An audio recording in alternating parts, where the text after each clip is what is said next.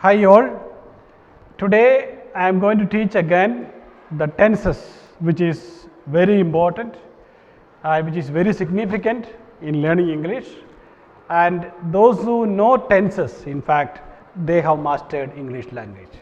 So there are a few principles which you need to keep in mind when we discuss this novel concept of tenses.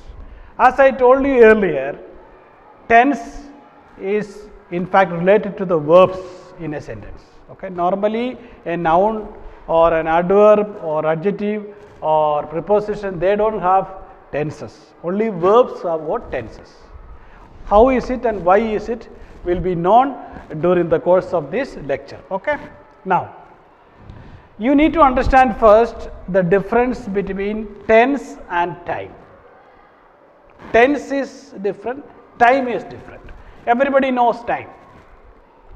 A time can be divided into three: past, present, future, generally speaking time. But if you talk philosophically, time is in fact infinite. Time is infinite. Infinite in the sense it has neither a beginning nor an end. It is like, it can be displayed or portrayed like this. It has no beginning, no end. It is said God Almighty is infinite because it has no beginning and no end. It is said. Same like even time has no beginning or no end. But there are a few scientists who say that time is relative. They say that time is limited or time is limited to the earth. It's a temporal reality, they say. They say that it is a temporal reality. But whatever it is, tense is nothing but the way we understand the time. The way or the method by which we try to understand the time or to perceive time is known as the tense. So when it comes to English grammar, generally speaking, broadly it is categorized into three: past, present, future. This division is pretty clear. Whatever happened so far, maybe probably of the past, yesterday for example, something happened yesterday, it is a matter of the past, it is already gone, it has been already completed.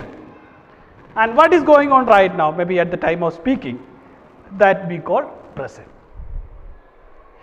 Then what is going to happen tomorrow can be categorized as future. So this, as you can see in the picture, I have come up with an illustration here. This is illustrated beautifully where this area, this full domain can be past. This area can be from here, okay, from here to here it is past area, and this is a present area where we can talk about different tenses. Then this is future area. So now when it comes to grammar, first we need to locate simple present tense. So there are 12 tenses. There are 12 tenses in English grammar. Okay, they can be again classified into simple, continuous, perfect, and perfect continuous.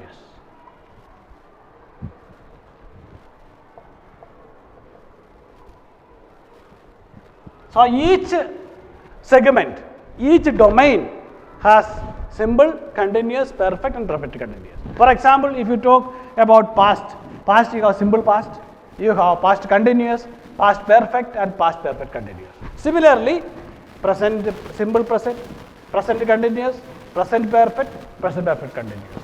Same way, future, you have simple future, future continuous, future perfect and future perfect continuous.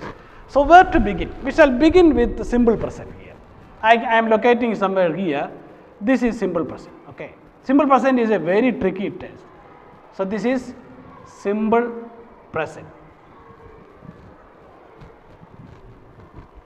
Simple present is a very tricky tense because the moment I say simple present, it is already past. When I say simple present, it has become a past event. So there is nothing like simple present.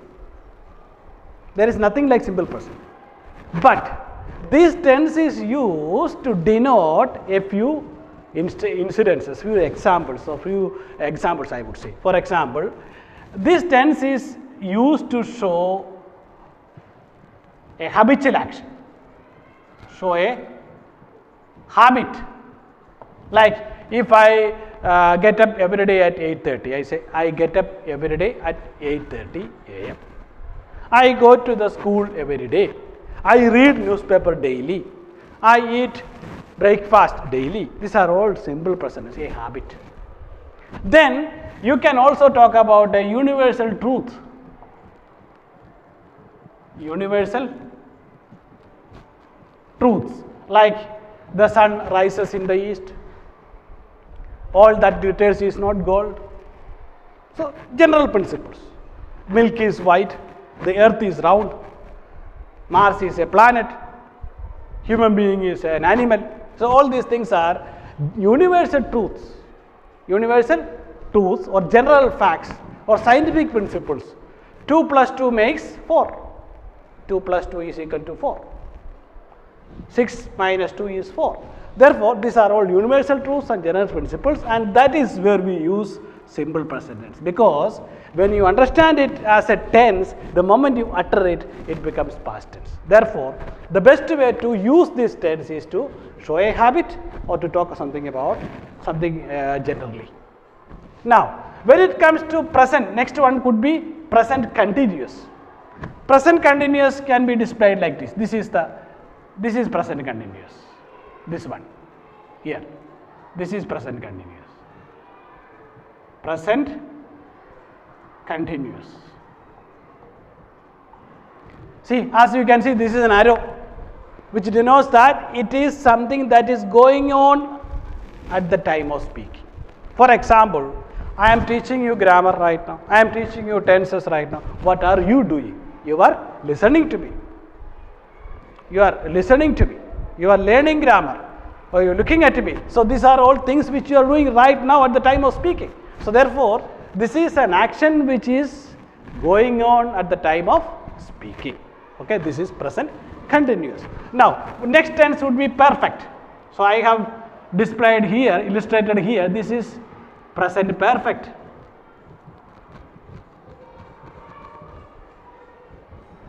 Present perfect is nothing but a tense which is very tricky. This is a tense which shows that some action has taken place right now. They are not very remote, but it is a recent past. Something has been just now completed. If I say, for example, you had a function, you are waiting for the guest to arrive, and the guest arrived, immediately the commentator or the anchor would say, the guest has finally arrived, or the guest has just arrived. So that is present perfect tense, where you show an action which has been just completed. Or second instance is an action which has happened in the past but no time reference. For example, if somebody asks me, have you been to Delhi? The question is whether you visited Delhi. So I would say, I have been to Delhi before. I have been to Delhi before. Meaning is, I am not referring to the time. But if I say, I have been to Delhi yesterday, it is wrong, because you are using an adverb of past yesterday with that. I have slept like a log yesterday, wrong. You can say, I slept like a dog. Okay? But if you say, I slept well before, I have slept well, meaning is you are not referring to any time mentioned. Therefore, this is a recent action, but not very remote as simple past. It can neither be past nor be present. It is somewhere in the middle. Okay? Really, in grammar, this is an action that, which has a significance even in the present moment. It happened in the past, but the impact, the consequence, the result is still in the present. For example, if I say, I have been to Mars, meaning is that the experience that I had in the Mars is still with me. I have been to Everest, means that experience which I had is still vibrant in my memory. Okay? Now, what is present perfect continuous? I have displayed here. You see, this is present perfect continuous. Here an action, this is simple present, this is past, this is domain of the past, all this. So it happened, it started in the past and it is going on in the present. An action which started in the past and which is still going on is known as present perfect continuous. For example, I have been teaching grammar for 20 years. I have been teaching English for 20 years. Meaning is, I started teaching English 20 years back and even today I am continuing. Okay. It has been raining for 3 hours. Meaning is, the rain started 3 hours back and still it is continuing. Okay. Or it has been raining since 10 o'clock. Meaning is 10 o'clock is started and even now it is heavily raining. So an action which happened in the past or started in the past and still going on is known as present perfect continuous. Now, hope you understood present tense. If you know simple present, present continuous, present perfect and present perfect continuous, it is easy for you to understand other two tenses, because simple present and simple past and simple future are closely related. Simple past is also somewhere here, you can depict somewhere here where an action took place. For example, I came to the school yesterday, I went to the market yesterday, I met Laila yesterday, I met Grishma yesterday. So that one is a simple past. Or an action which happened in the past, like a habitual action. For example, when I was studying in the school, I used to read newspapers. I used to pray every day. So that is also simple past. An action which has been completed but which is already whose result or consequence is not in the present. It has been already completed. Now, past continuous. This is simple past. This is past continuous.